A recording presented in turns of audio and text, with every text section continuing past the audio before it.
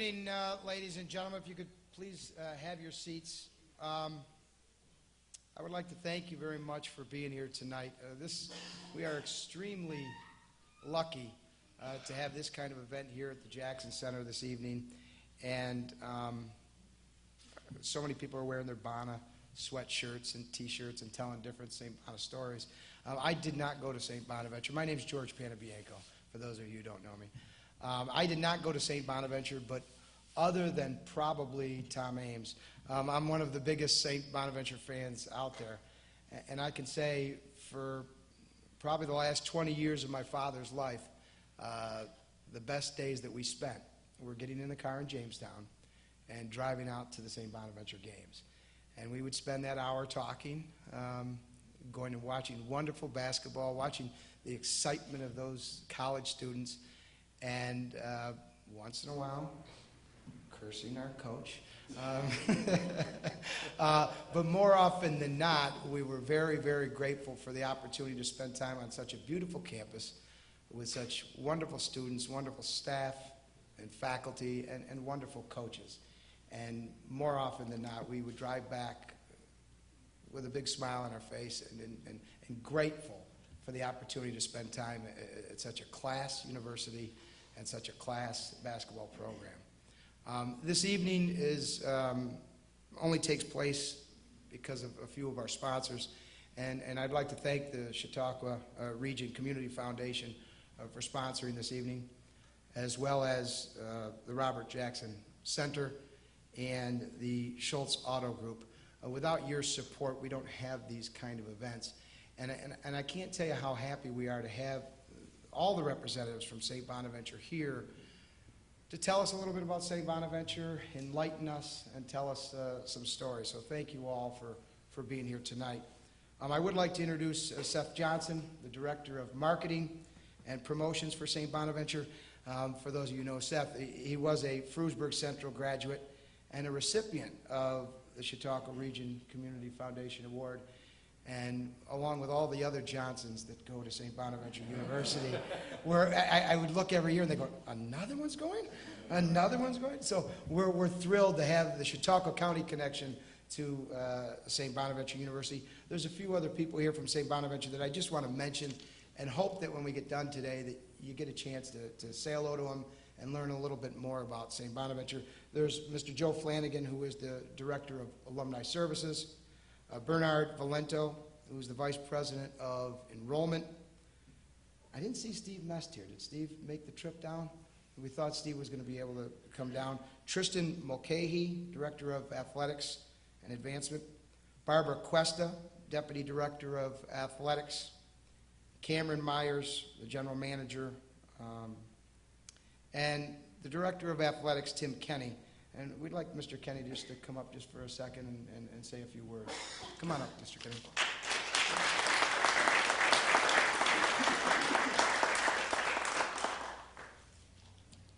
Thank you, George. I appreciate it. And I like hearing your stories already, so we're going to have to keep an eye on him during games now and see how he really reacts. I'll be with you asking why he subs somebody in and out of time. Don't worry. Thank you very much for coming tonight. I told a number of people already how excited we are to be out here in Jamestown. When I took the job, and it's been probably roughly 6 months now since I've taken the position, one of the first things we did, and I sat with Seth, who does our marketing and everyone. I was a swimmer, he's a swimmer, so we kind of have that warped mind with spending too much time in chlorine. But we said, all right, we need to start getting some more outreach. Get out there. But there's Bonna fans everywhere. We know that. There's passion. They're fanatics. Everyone's around. But we got to get more people in. How do we get more people in? And obviously the easy answers are, you go north to the Buffalo, Rochester. And we sat down, and because he's from the area and I'm familiar with it, I went to UB. My wife's from Grand Island. We knew Western New York well. I fished plenty down. I fished Chautauqua in college plenty of times, going for crappie at that point. Now, evidently, there's a lot more fish going in there, which I missed out on. But we said, we need to look west. Because right over here is a great community. There's a lot of Bonna supporters. There's a lot of folks there, and we need to get out in front of them and give them a reason to come. Not just hope that people come, but give you a reason to come and make the trip. It only took me 45 minutes. I'm from Long Island. That's nothing. You go 5 miles in 45 minutes down there. Here, boom, we're going across. And it was important that we're doing this initiative, and it is an initiative, to reach out to you folks out here and know that we're here. We want you to come, support it. We want you to have a good time. And by saying that and going through that, this is one of the first steps. We'll be running television commercials, doing a number of different things, but we're also looking internally on our operations to say, when you come on campus for a game, what's your experience? Trying to find parking. I've heard parking's a nightmare. Well, we're going through it, trust me. How are you greeted when you come into a game? What do you see during a game? The concession line, you name it, we're going through every single bit of what goes on our game day. So when you guys do come out for games, you're even happier. You get frustrated. You're spending your hard-earned money. We understand that, and we want to make sure it's worth it for you too. So, and it's not just predicated on what our coaches do with our team on there, but it's a whole event, and that's kind of how we're kind of putting it around there. Now, I came here because of the passion. I was explaining that to a couple of folks already earlier. Passion. All right, we struggle a little bit with our resources. We understand that. I'd rather have that situation than have resources and no passion. You can't manufacture what Bonaventure means to people. And trust me, Mark and I were joking about it. We'll walk through the airport with St. Bonaventure on. Somebody's grabbing us. And, grabbing you, saying, hey, go Bonnies, go this, that. Sometimes I try not to tell them who I am, so I'm like, yeah, great, awesome, But other times you stop and you have great conversation. This has happened, and I've only been on the job 6 months. Probably 10, 12 times through different airports. That's the passion that we're trying to tap into. And the other reason why we're here tonight too is so you can hear from our coaches. I'll say this and I'll continue to say it. We have two of the best basketball coaches in the Atlantic 10, if not college basketball. That's what we have right here. And to me, that's so important. What they've been able to do is building the programs and getting it there for you folks, the fans, the supporters, is unbelievable. I watch it every day. I watch them with either they're out there, their staff's out there working with the kids every day. Our kids get better. You see that with these coaches. That's good coaching. So not only do we have great coaches and we have passion, but you know what? We're the big fish in Western New York. Let's call a spade a spade. The Atlantic 10 is here, where other conferences are down here. This is where we are. This is the quality of basketball. 6 teams in the tournament 2 years ago. Another 3 last year. Multiple bids. That makes it hard. But with your help, it's going to help us keep going up and being consistently at the top for both men's and women's basketball by coming to games, supporting them, making the Riley Center really one of the toughest places to play. So thank you all for coming here. We'll be out and about more and more. You'll see us. You come over to games, make sure you grab me, say hello. All right, I'll be running around, but I want to make sure, and thank you all for coming, and I hope you enjoy the rest of the evening.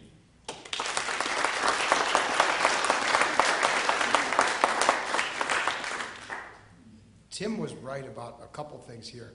I was telling him. You're right.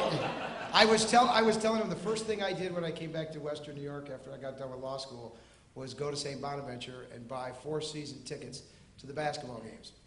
And I also had tickets to the Buffalo Sabres. And I was telling him that one game for the Sabres was more expensive than all 4 season tickets put together. You cannot, for those of you who haven't been there, you cannot get to a better place for a better evening. There's nothing more exciting. You have top-notch basketball on both sides, the men and women. You have top-notch basketball. You have excitement. It'll chill you. So if you haven't been there, you should make it a goal to make sure you get there, and you should bring other people with you. We should fill that stadium every time they play. The people from Jamestown and Chautauqua County should get down there. It's an easy trip. You could stop and get Rena's Pizza. You could stop at Angie's. You could stop and get the local food, and then go to the ball game. It's one of the funnest evenings you'll ever have. Plus, I also have to thank you. both the coaches, because there's nothing better than clicking on ESPN and watching some announcer talking about Little St. Bonaventure knocking off a Butler, knocking off knocking off quality teams. And one other thing that you mentioned was that seeing other people that are Bona fans. I have a college roommate that's from Olean, and before we even got here, I snapped a picture with the coach and sent it to him and tell him I was giving the coach tips on how to coach. The Bona fans are all throughout the country, and it is. I can't tell you how many emails and texts I got a number of years ago when the men's team went to the NCAA tournament. I can't think of anything more exciting than the energy that these two coaches have brought back to St. Bonaventure. And oh, by the way, you couldn't get a better university. I mean, the one that I wasn't fortunate enough to go to St. Bonaventure. I went to Allegheny College down in Meadville.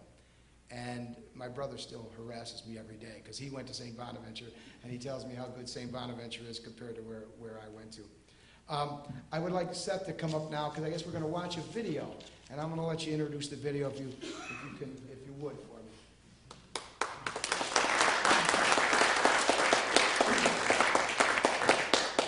Don't clap too loud. I didn't actually put this video together. Actually, my brother put this video together. Thank you very much for. I thought you were just going to say something. Seth's from this area. That's great. And then usually the other shoe drops, and they say, oh, and he's just one of the better brothers, the better athletes, the baseball players, and everything. So I understand. This is just a little highlight video that we put together. For those of you who haven't been out to the Riley Center to see a game, we wanted to kind of show you just kind of what it's like. It's a highlight of our women's team from last year. Also, we kick into our men's highlights that we call our Bonnies at the Buzzer, which is our 3 exciting finishes over Duquesne, Davidson, and VCU last year. So we think this is just a little snippet. It's about 6 minutes long, just to give you guys kind of an idea what it's like to come to a game if you haven't been there. So enjoy.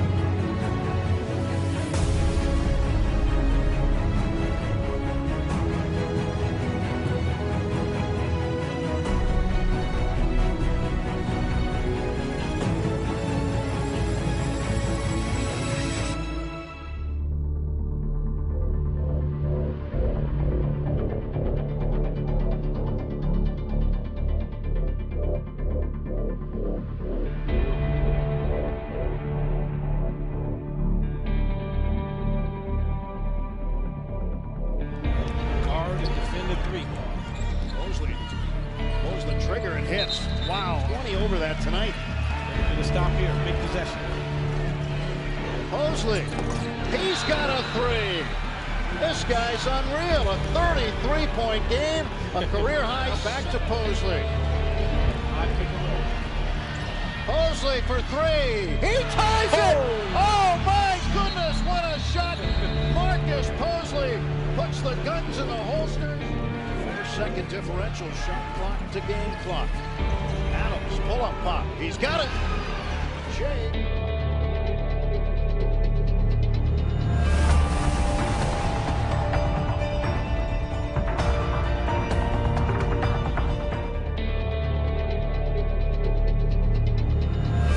So Aldridge is open for 3. Hits! Nate Aldridge, the freshman! Trying to get all the way to the rim. Here he is, Mosley. at the buzzer. Good! Marcus Posley with a buzzer beater ends Davidson's 15-game home win streak and gives Coach Mark Schmidt his 200th career victory.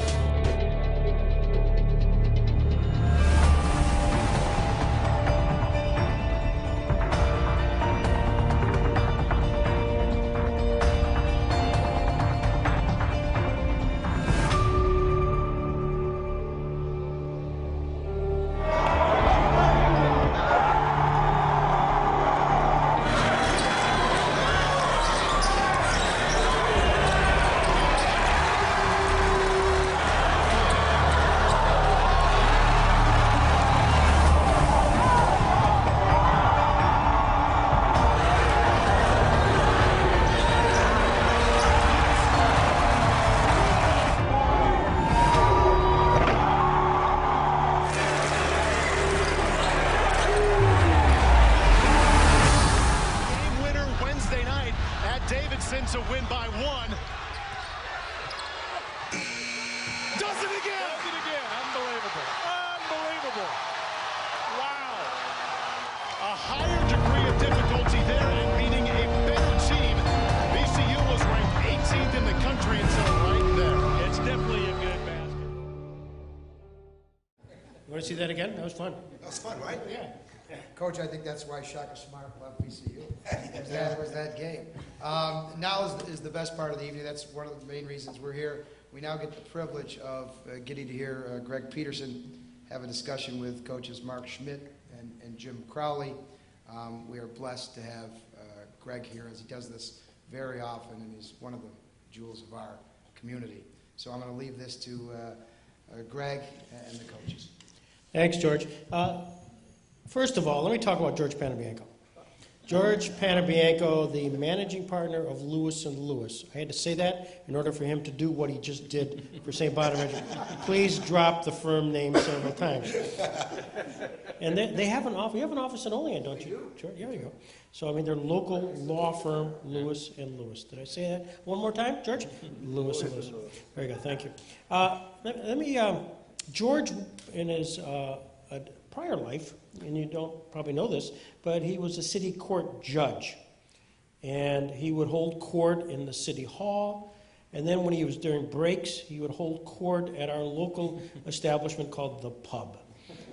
And so occasionally I would frequent the pub. So there George would hold court during lunch, and he would often talk about St. Bonaventure. And he knew that I was a sports fan, but that I perhaps had fallen aside and that I wasn't good. So he would exhort me, Greg, come on, you need to go down to see the Bonnies. You must. So this is a couple years ago. I said, all right, George, you're ordering me to go, I'll go. So we went down to the Massachusetts game. A couple years ago, they were ranked, I think 20th at the time. And Bonaventure, I don't think, had really won, having beat a ranked team for some time. Went down to the game, sat there, and you guys won. The most spectacular game. And all I could do is I was screaming and yelling, and the excitement of it all, I was saying, holy Schmidt, this is great. So I'm just so glad that you're here.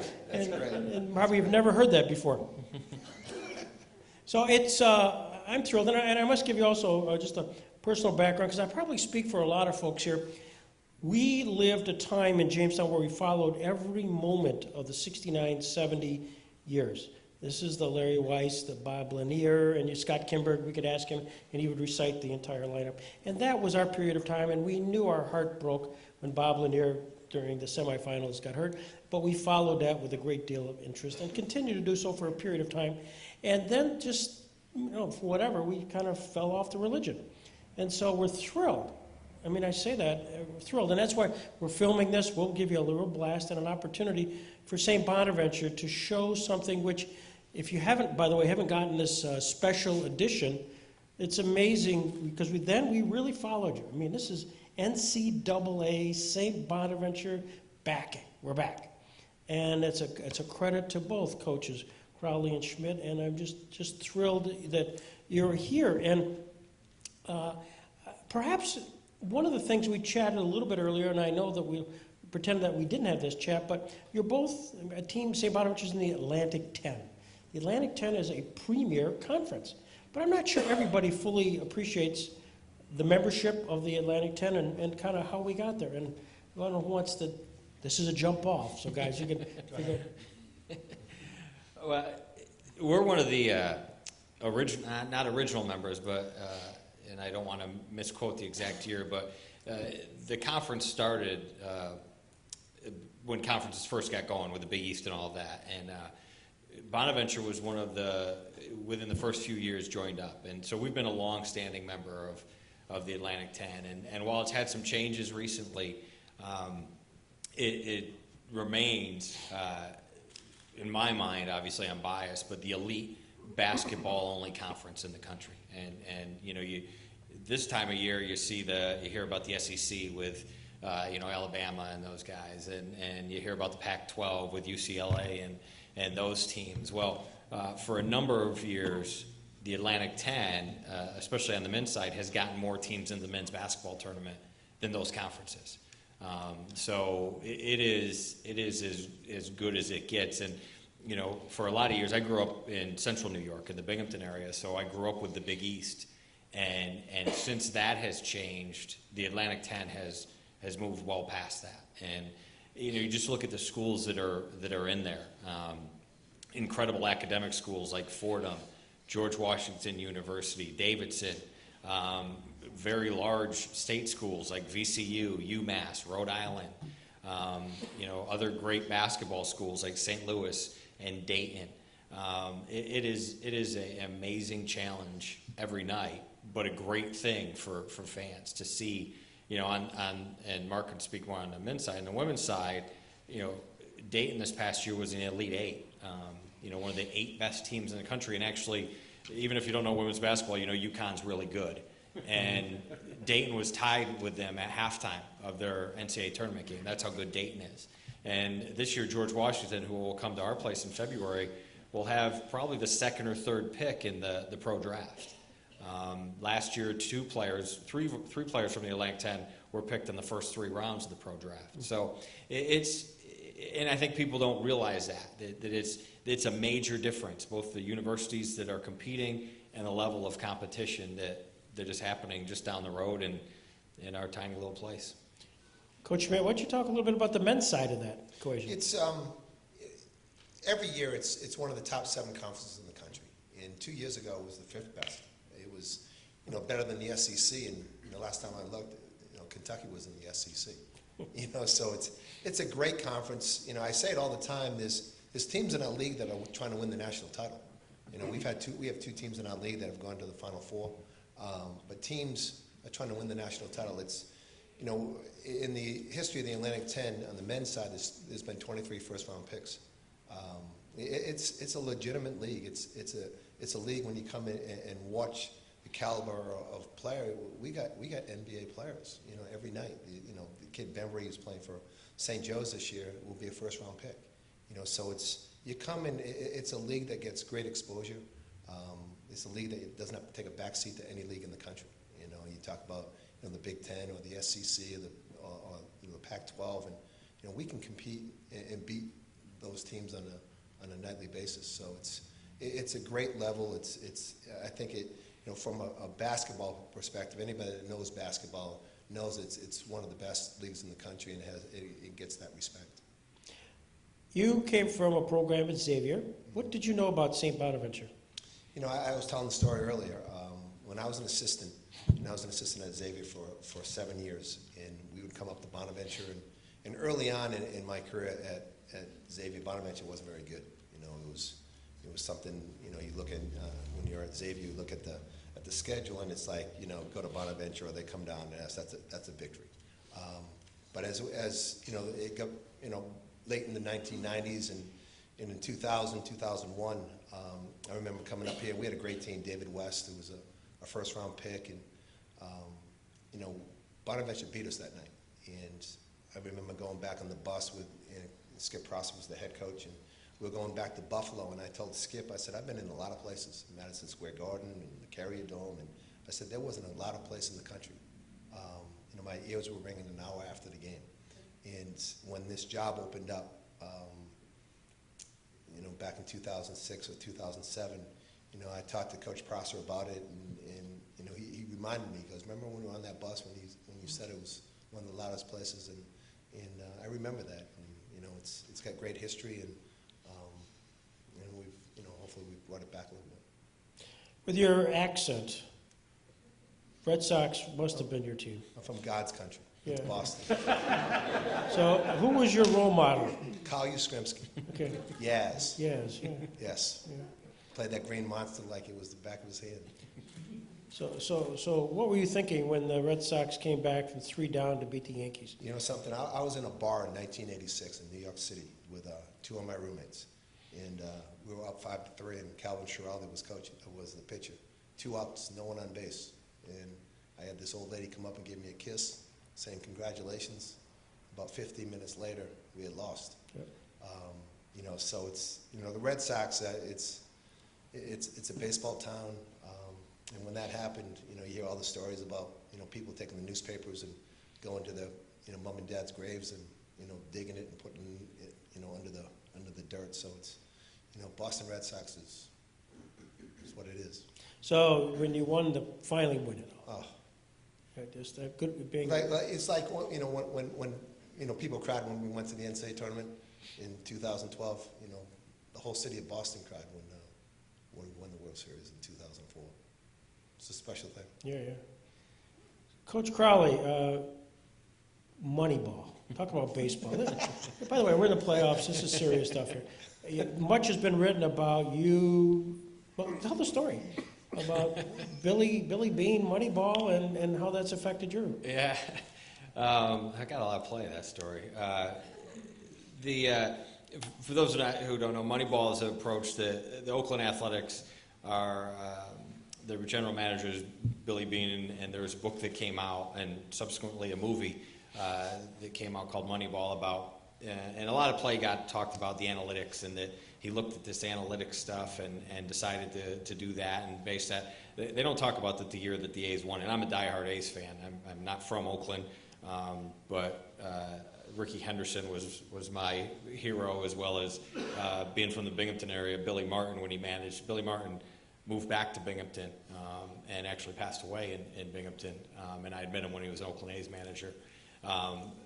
But the story of Moneyball talked about the analytics, and they didn't talk about the big 3 rotation they had or the American League MVP they had, and they wanted to focus on analytics. But to me, it was a story of overcoming, and it was a story of betting on yourself. And when I first got the head job at Bonaventure, I was 30 years old, and when you're a 30-year-old guy, you think you know everything, you don't know anything.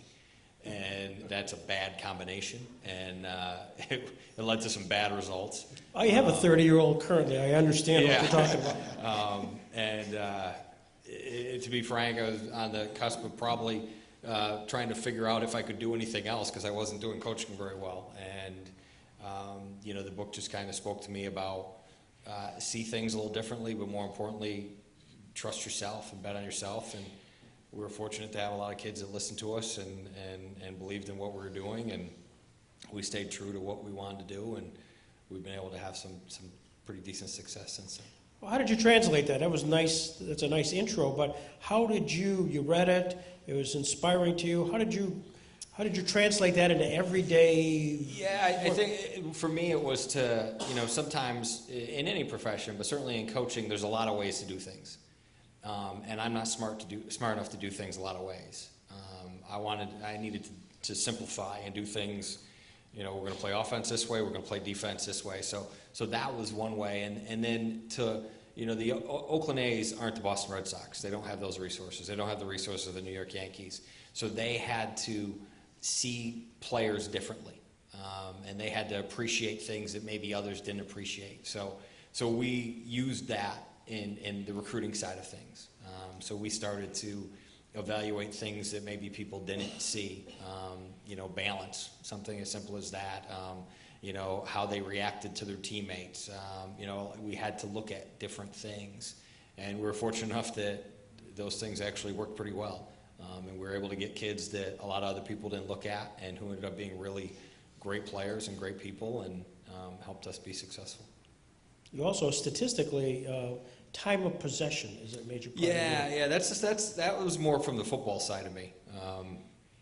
I always, people talk about football teams. Now we got hopefully Xavier Rex with the ground and pound, and I always in football, talked about taking care of the ball and how vital turnovers were, and if you had the ball, they didn't.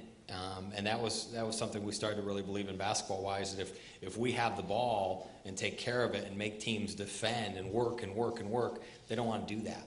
So that could play to our advantage.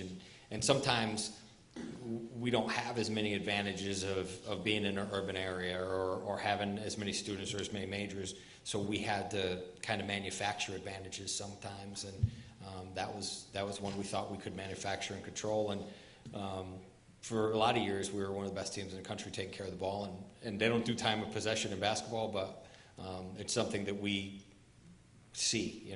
We talk about to our kids that if we have the ball, they don't, and they can't score if they don't have the ball, and we got a lot better chance of scoring if we do have the ball, and try to keep it that way. Do you guys talk between each other?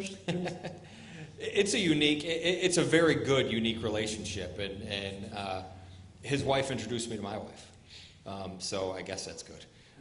It's very good. It's very, very, very good. Let me just tell you what's this is being filmed. I'm in trouble now. Happy wife, happy This life. isn't the pub conversation. Yeah, they are we talk. I've been through a number of men's coaches at Bonaventure.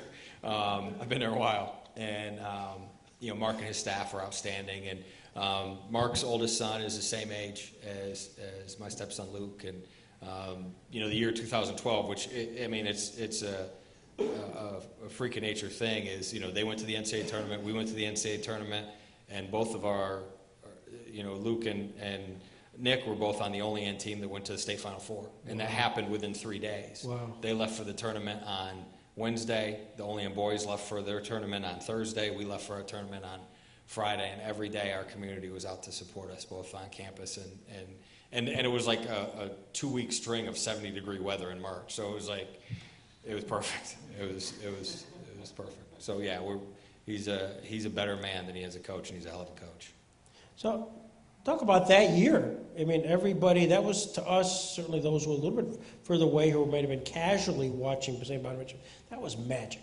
Yeah, that usually doesn't happen. No. Maybe one team, but having two, and having the women, I think, went undefeated, right? In the league. Yeah. To have that happen and for it all to come to fruition, it's an amazing season. And you look at that book that you have in your hand. It's to read that, it's going to go down as, I don't think it's never happened at Bonaventure, and it may never happen again. It's just a miraculous. It was a miracle that what both the women and men's programs did for that year. Because going into it, I'm not sure how you were picked, but we were sixth, I think. Yeah, we weren't. There was no expectations, and for us from the men's side, we got off to a bad start. I think we were 3-2 or 4-2, and it was a big game. We had to go to Buffalo after losing to somebody bad, someone that we should have beat at home. And that was a big game for us at Buffalo to get the momentum back. And for some reason, we started playing, much better at the end of the year and got on a roll. And when you have a player like Andrew Nicholson, I'm not the smartest guy in the world, but I know that throw that sucker the ball when he's open, and he got us there. But it was just, looking back at it, it's just, I think sometimes when you go through it, you don't really realize what's happening. But when you have time to reflect, it was amazing what both programs did. Was there an aha moment for you, Coach Schmidt, during that season where you'd say, I think we're onto something here? I think, after the Buffalo game, where we played really well coming back, from a horrible loss at home, I think it showed me that we had some character guys. But I think it was the last, I think we won 4 of the last 5 games. We lost at LaSalle our last game. But I thought the way that guys handled that loss, and we had won 4 in a row, and they were feeling good about themselves. And when they lost at LaSalle, which is a tough place to play, and they were upset. And going back and sitting in the locker room afterwards and talking to the guys about now it's it's another season. It's, you know, you go to the Atlantic 10 tournament, it's one and done, you know, and you try to do everything you can to win in advance. And I thought our guys really had you know, a good mindset. And then once you get into the tournament, once you win one game, now it's momentum. And I just thought we were playing very well at the end, and our best guy was playing the best of anybody, I think, in the country, which you know, certainly helps. Coach Crowley, did you have an aha moment? I mean, you were undefeated in the Atlantic 10, but that was not a skate. I mean, you just No. by any sense. No, not at all. Yeah, you know, we knew we had and one thing I got to say that was really cool about that, and one of the great things about St. Bonaventure is Mark mentioned Andrew, who, you know, was a first-round draft pick. There was numerous times throughout that year that you'd look in the gym and Andrew would be shooting with Jessica Jenkins, who was our star player. And you know, when they were playing Florida State, we were actually in Tallahassee, which is where Florida State is located, but they were playing in Nashville, watching the game at a restaurant in Tallahassee. And so just like moments like that are really, that you don't realize in the moment, but you'll look back and be like, it was amazing. There was a lot of different times. We knew we had a special group. They had done well for 3 years, a group of seniors. We scheduled pretty challenging schedule. You know, we went down to St. John's and beat them. We went down to West Virginia and beat them. But we were playing at Dayton, and we had won a few in a row, and we were down 18 in the second half. And we came back and won the game, scored with about 30 seconds to go. And at that, I knew we were really tough. And I knew that would take us a long way. That we could go in there and not get bothered at a hostile environment, being down, and just keep plugging and sticking to who we were. I didn't know we'd end up in a Sweet 16, but I knew no moment would be too big for us. Did you, I mean, as you went all the way through, you ended up Notre Dame. I'm looking at the hat, Notre Dame, right there. What'd you think about that? I mean, this is now, you're up against. Yeah, it was the elite. surreal in some ways. I tell this, so they killed us. I mean, they crushed us. The moment got to us there a little bit, and they were really good. They lost in the national championship game. You know, and I grow up and I'm still a diehard Notre Dame football fan. I have the same name as one of the Four Horsemen. I don't have a choice.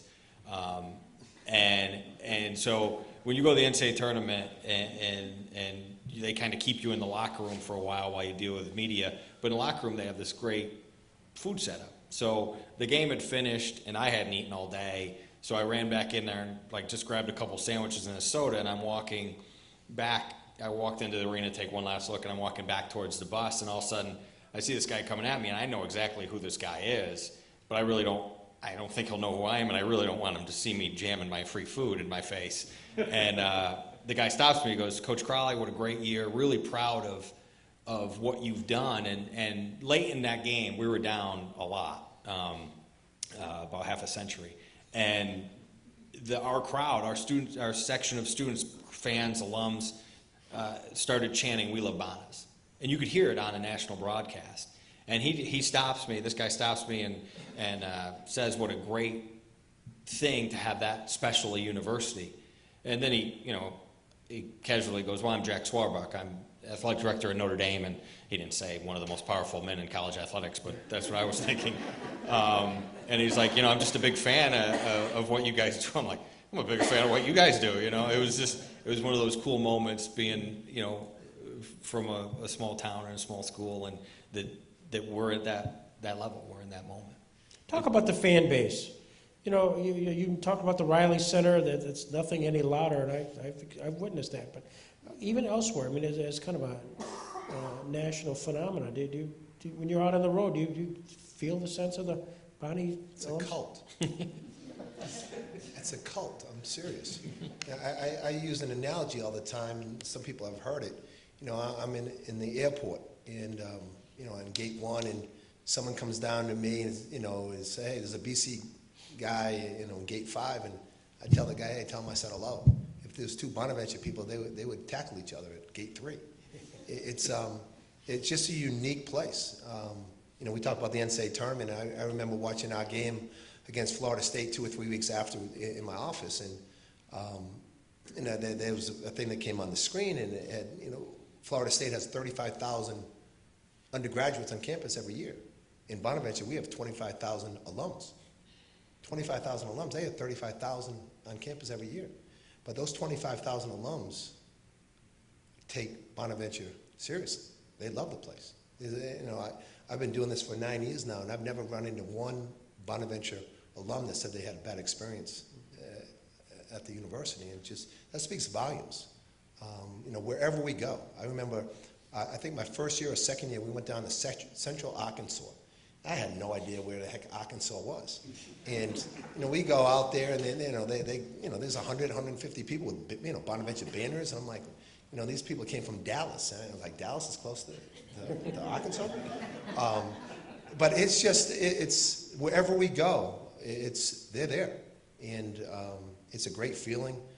They're very supportive, and I understand how important basketball is. You know, both from the men's and women's side, it's really, really important.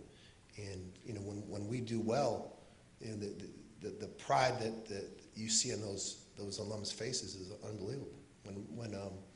When we lost against Florida State the next morning, and I'm walking to breakfast and walking down this hallway, and there's all glass, and there's this old guy banging on the window from the outside, and, you know, and he wanted us to talk. So I walked down a little bit, and I opened up the door, and he's probably 75, 80 years old, and he had gone to the game, and, you know, he couldn't talk. He was crying so hard, and you know, because he didn't think that in his lifetime he'd see the Bonaventure team back in the NCAA tournament. It's a special place with special people, and it's a unique place.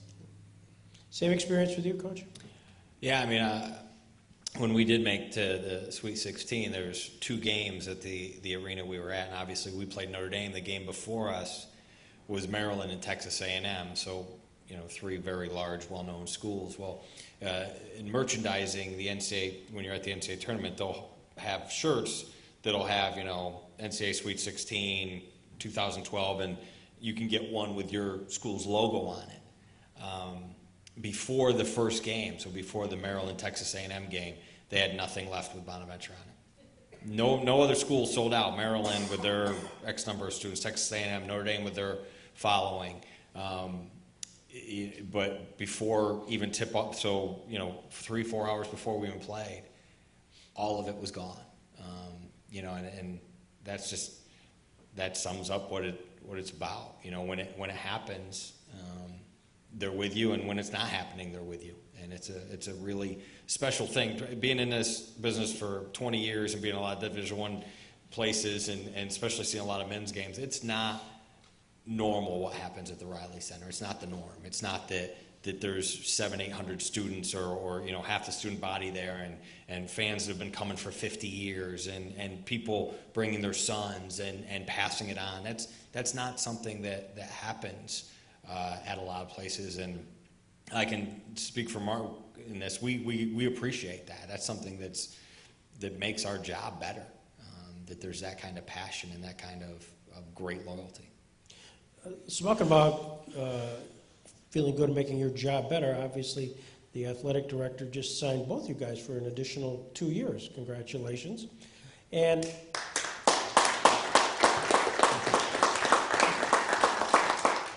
but that, Coach Crowley, that wasn't always the case, that you had this sense of security. No, it wasn't. No, I had, I think, 3 straight one-year contracts before. I think that's why the Moneyball thing got a little more play, because it was touch and go. And I some people will tell you I can't coach, so but I know I can't do anything else. So it was a bit of a scary time, but it also, you know, the fear of failure is a great motivator, and you know, and it was a scary thing, and it's never far from my mind. As good as things are, they can change quickly, and you know, never trust success, and so it's always trying to get better and trying to stay the right way.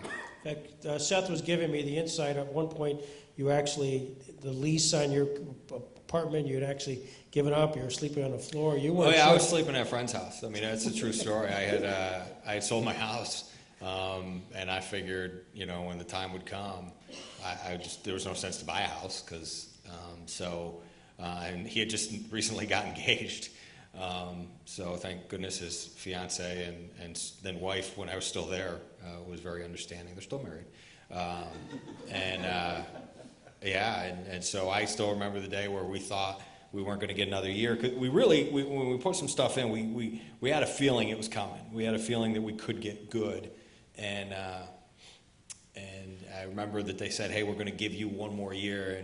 And that we really believed, and when I say we, I mean my staff and myself, believed that was all we needed. We thought the kids coming back and the freshmen that we had coming in would make a huge difference. And, one of those freshmen is an incredible assistant coach for me right now, and the others has their number in the rafters. So that class put together with the kids we had there really helped the turnaround.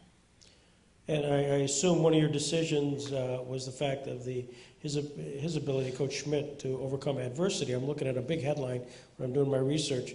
St. Bonaventure coach falls off scooter during post-game handshake this past year. And here he is today. How did that all happen? We have to bring that up. Look at it, screams. I was there. Once we beat UMass, the head coach at UMass was so upset he tripped me. That's what happened. Yeah, I don't think that's the way. But that was a challenging year. It was a challenging year. The worst thing about it was that it was my right foot, so I couldn't drive. So my wife had to drive me everywhere, and that was a challenge. I'm being, You're being filmed. Yeah, no. But you lost all control of your life. Like, as coaches, sometimes you can't sleep, so you get into the office at 6 o'clock in the morning, whatever it is. Now it's like, honey. That's your wife, by the way. That's probably this. Now it's like, hey, can you get up and take me into the office after practice? Sometimes you want to watch tape. Sometimes you want to go home, and now it's, you got to call your wife up. It was just so inconvenient. But Not to mention how tough stairs were for you. Oh, His office is upstairs, and I'd come in, and he'd yeah. be on like the third or fourth Yeah, I had to stair. hop And up. there was nothing you could do for him. I just tried to talk to him And, to and make it's him like, forget how tough going it to was. the men's room. I was like a little kid Yeah. waiting to the last moment to go to the bathroom. In my house, I go upstairs. There's like 5 steps. Those 5 steps, it might have been, might as well have been Mount Everest. I couldn't get up the stairs. But I'm glad it happened during the year than after the year, because I love to play golf, and I wouldn't have been able to play golf. I would have been, mentally I would have been destroyed. So there was some positive about having it happen during the year. Especially in front of having that happen. You're on a scooter and you fall over. I mean, this is kind of the laughing. You had that guy Artie Johnson. Anybody remember Artie Johnson? This is how it happened. It was, after the game, when we won, thank goodness. But there's a lot of things. You go into the locker room, you talk to the team, and then you got to go out and do your radio show, and then you got to go to the media room. So it takes 45 minutes to an hour. And so I go back into the locker room once that's all completed, and I get my bag and my cell phone. I turn my cell phone on, and I start walking out to the bus, and I swear I had over 100 texts, and not one of those texts asked me if I was all right. Everyone was LOL, ha ha ha. We've watched it 10 times. Talking about my son saying, "Dad, you're going to be on Vines, whatever Vines is, and Bleacher Report, and you're going to be in the not so top 10." But no one. I could have had brain damage. I could have separated my shoulder. No one cared. Yeah. But we got some. I guess any publicity is good publicity. That's right. So it all turned out all right. Terrific. So talk about this year. Yeah. Talk about this year. Why don't you go, since you're on a roll? We're excited. I think, we had an injury with our 5-man back in August, Jordan Tyson, that we were depending on. But, in coaching, you always talk about next man up, which, we'll do that. But I think we have good guards. And in basketball, anytime you have good guards, it gives you a chance. And Marcus Posley, who you saw making those 2 shots against Davidson and VCU, is a tremendous talent, can really score the basketball. And Jalen Adams was a freshman, was a sophomore now. He would have been an all-freshman player, maybe the freshman of the year. He dislocated his finger the last 9 games of the year and didn't play. But having those 2 guys with the ball in their hands. As a coach, you feel comfortable, and that's what you want. And I think, so we have good guards, and we have a kid, Dion Wright, a kid from Carson, California, who, when we got him, he didn't know if he was only in New York or L.A. He had no idea. And he averaged 2 points a game his freshman year. But he's the type of guy that we get, a guy that's under the radar. There's a lot of schools between Carson, California, and only in New York. And everybody passed on him. And he was somebody that just, continued to work on his game. My assistants do a tremendous job in the individual instruction aspect of it. And we have a great strength and conditioning coach in Darren Fisk. So he's become a really good player, and he'll be an all-league player. So we have 3 really good players. And then I think we have a junior college transfer, a kid from St. Louis, Courtney Stockard, who will probably be a 3-man. So I think 1 through 4 will be as good as anybody in our league. The problem is the 5, and hopefully our freshman Derek Woods can solidify that position a little bit, and then we're gonna have to play a little bit differently, play a little bit faster, shoot more threes. But it should be, I'm excited about what we have. You never know about the freshmen, how they're going to respond. We start practice on Saturday, and, in a couple of weeks we'll know, what we have. But I think we have some good young talent. Denzel Gregg is a kid from Syracuse who's, to me, is an X factor, someone that at times last year he played well, and at times he didn't. But he's someone that's going to have to take that next step. But I'm excited about our athleticism, our ability to play in the open court. Now we have to guard people, and being undersized, rebounding is going to be a challenge for us. But we're really looking forward to it. I think we ended the year last year playing well without Jay. So we have some holes. Yusu Endoy, he's playing now. He's in the San Antonio Spurs camp. He was, I think, one of the 3 or 4 guys in Division I that averaged a double-double. So we gotta replace him, and somebody that a lot of people didn't realize was such a big key. Indel Cumberbatch he averaged 10 points a game, and he had his good days and bad days, but he was a guy that was a glue guy. We could put him on the best offensive player. He could play multiple positions. So that's a big loss too. But I think, like I said, anytime you have good guards, you got a chance, and we got a challenge ahead of us. As we talked about earlier, the Atlantic 10 is a heck of a league, and with really good teams. But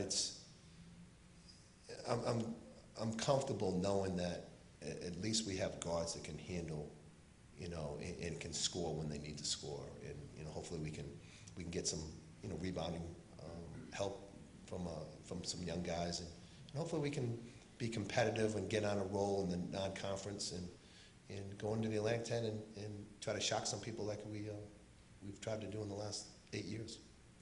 Coach, you have a basketball player from Randolph here. We do. Freshman McKenna Makak, who we're very excited about. We have a good veteran team. We have 9 players back who have played significant minutes in their careers. So we're in a situation where our freshmen can be bonuses because we have so much returning, and we think McKenna is definitely going to be one. She's so gifted athletically. She is as fast as can be from point A to point B, and we're getting her to understand how to stop now too, which is a really good thing. Because everyone else, we call it the Top Gun move. She doesn't know what I'm talking about because that was way before her time, but slam on the brakes and they'll fly right by. But she's a great worker. She's made us better because she can win every sprint, and she does, which makes everybody want to compete and go harder. And that's there's a lot of ways to help a program, and she's doing some things to help us with that right away. And we have returning kids that are talented. Katie Healy's a senior from Buffalo who I think is as good as anyone in the country.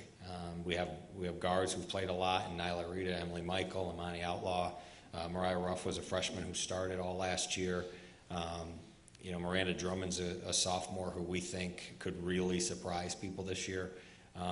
But we started off really well last year. Early in the year, we beat Georgetown, we beat Penn State, and then we fell apart in league play, and we've got to correct that. We've got to play tougher, and we've got to play better together, and our kids have put in a lot of time for that stuff. But we start Sunday. We'll find out if they're ready for it.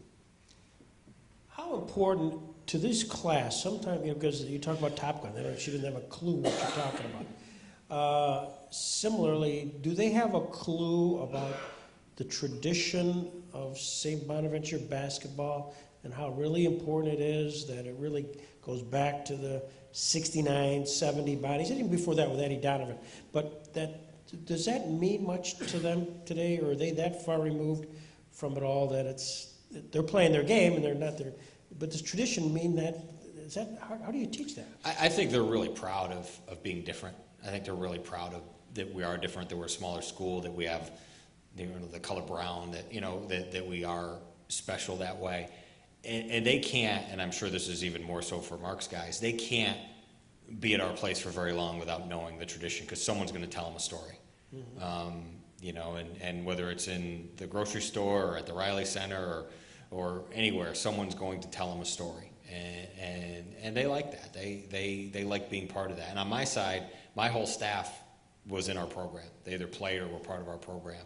So there's no getting around what it means and what it's part of, and they should be very proud of it, because people have worked hard to establish that. So I do think there is, in a way, they can't escape it, and a lot of them have uncles or brothers or parents who went there too. So when you walk into our locker room, there's a huge picture of Bob Lanier. So part of our job as coaches is to make sure they understand. But Jim's right. When you come on campus, you hear all the stories, you see all the pictures. The thing that's a little bit different is, the graduates of the 50s and 60s, the Niagara Canisius Little Three was this, that was the game, at the Ord and double headers and stuff. That's changed a little bit now because of the Atlantic 10 and the importance of the Atlantic 10 and the level of play. But you have to remind the guys that, the Niagara Canisius game, that they're really important. We want to win every game, but it's really important for the older alums. That's the game. For us, we want to beat VCU and we want to win the Atlantic 10. But for those, I would assume that if we beat Niagara, Canisius, and Buffalo and lose all the Atlantic 10 teams, those grads of 50s and 60s, they'd be happy. We wouldn't be happy. But that's how it is, for the old timers. That was the game, and it still is the game. And we have to make sure that our guys understand that, because we're not just playing for ourselves, we're playing for the university and for the alums. Yeah, Kaufman and Calvin Murphy in those days. Not that we remember them, but we do. Can I put us up for a few questions? Take a few questions from the audience. Does anybody have particular questions? Is Notre Dame ever coming back? I don't think, has Notre Dame ever played? Yeah. It's like, yeah, the game is totally different. Now, we can't get a BCS team to come to the Riley Center. I think the last BCS team, we had Mississippi State, 4 or 5 years ago, and I think before that was Syracuse, and Bayham, I think, was 25 at the time. It's different. It's the conferences now, teams are playing 18, 20 games, so there's not, and then they have all these challenges, the ACC Big East Challenge, and so there's so few games that they can play away. They have to, Syracuse, for instance, they have to have 20 home games to get their budget. So they can't afford to come to Bonaventure. So it's really difficult to get that level of team. We can't get a team to come to Rochester. It's just how it is. The game of basketball and scheduling has changed dramatically in the last 3 or 4 years.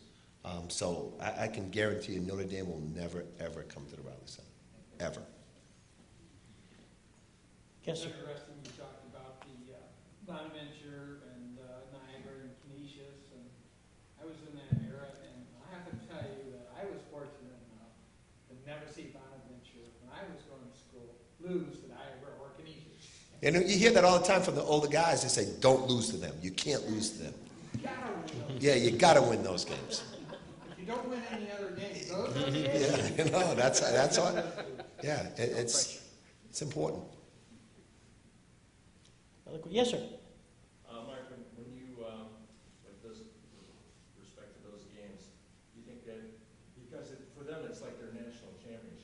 Who's that, Niagara Canisius? So, like, is that kind of toughen you up for the A-10 as well?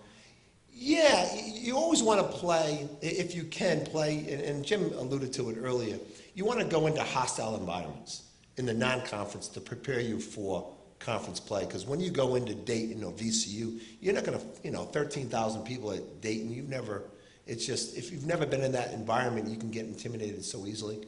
So yeah, you try to, non-conference schedule, you want to win, but you want to be able to be challenged to be able to get ready for those conference games, which every game is. And those are pretty tough games. Pretty tough, that's an understatement. It's a game, especially for Bonaventure, if you don't play well, you're not going to win. There's no coming with your B or C game. We don't have, we can't afford that. In order for us to beat those teams, we got to play our A game, especially on the road. And that's a challenge. But that's something that I guys, they play with that chip on their shoulder and they want to prove people wrong. We talk about the recruiting and stuff, and believe me, this is my 9th year, and we don't have a kid on our team that had another Atlantic 10 offer. Not one.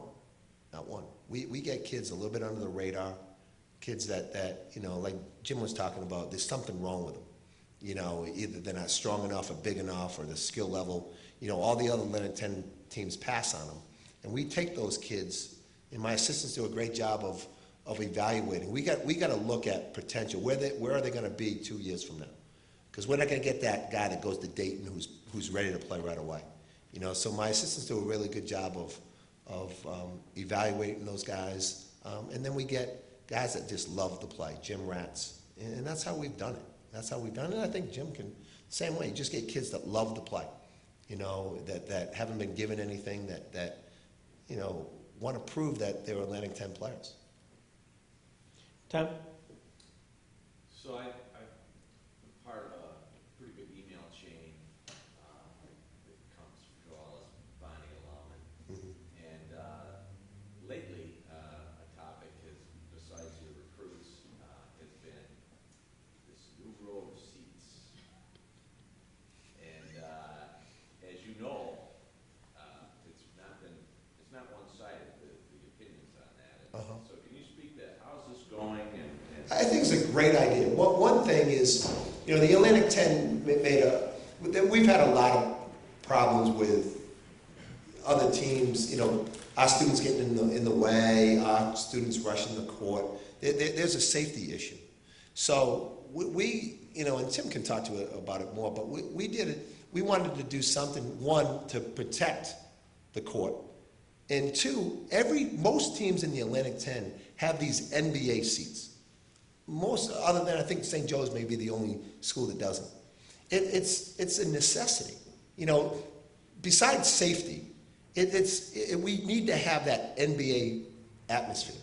And getting 48 seats, and they've all been sold, and the seats that are going to be in front of the students are going to be given to some of the students on a game-to-game basis. So there'll be a lottery or whatever. So it's not going to be like, we're putting up the Berlin Wall, and these kids can't see the game. It's one row, and a lot of and especially in front of the students, there's going to be students sitting there. So I think it's something that's been blown out of proportion, and maybe we didn't deal with it right at the very beginning, but it's a non-factor. I'm all for it. It's something that we need to do, and it will make the court even better. I think one thing that's interesting with it is, for lack of a better term, we're in an arms race, and we are we're struggling every day with that. On women's basketball side, just about every team in the Atlantic 10 charters to every Atlantic 10 game, so they walk onto their own plane and fly. And when that game's over, say you play a Wednesday night in St. Louis, you hop on a plane and you're back in your bed at 2 in the morning.